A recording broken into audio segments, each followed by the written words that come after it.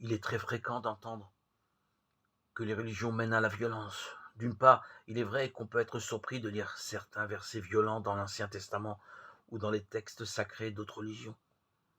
D'autre part, l'histoire d'humanité est elle-même remplie de violences revendiquées au nom de Dieu.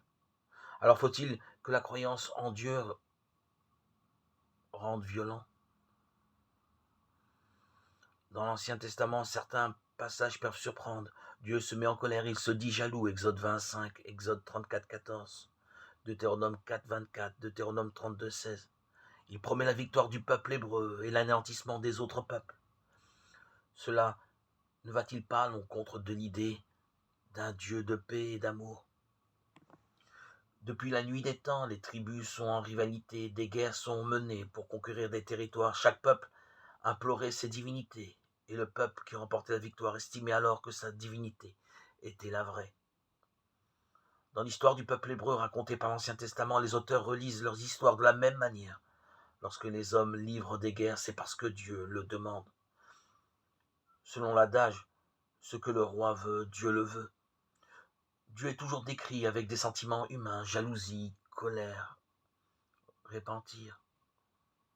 On appelle cela de l'anthropomorphisme, c'est-à-dire qu'on attribue à Dieu les sentiments qui sont connus par les hommes parce que Dieu est au-delà de tout et qu'on ne peut parler de lui qu'avec les mots humains. Cependant, le message de l'Ancien Testament contient des différences radicales avec celui des autres croyances de son temps, ce qui le rend bien plus crédible. Il annonce pour la première fois l'existence d'un Dieu unique qui aime toute l'humanité, au-delà de sa préférence pour le peuple élu, et qui se révèle lui-même aux humains comme étant un père. La loi du talion œil pour œil, dent pour dent, est une grande évolution face à la tentation de la vengeance.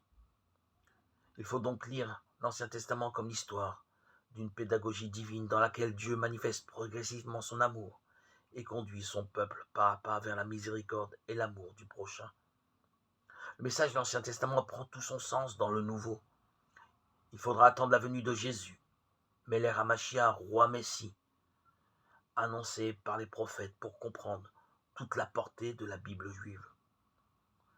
En nous demandant de nous aimer les uns les autres, Jean 13, 34, et en disant que celui qui tue par l'épée périra par l'épée, Matthieu 26, 52, Jésus montre le chemin du ciel et enseigne qu'il existe dans le monde une lutte entre la lumière et les ténèbres, entre le bien et le mal. La violence décrite par l'Ancien Testament change de sens. Elle devient un témoignage du combat spirituel qui doit être mené afin de conquérir le royaume des cieux.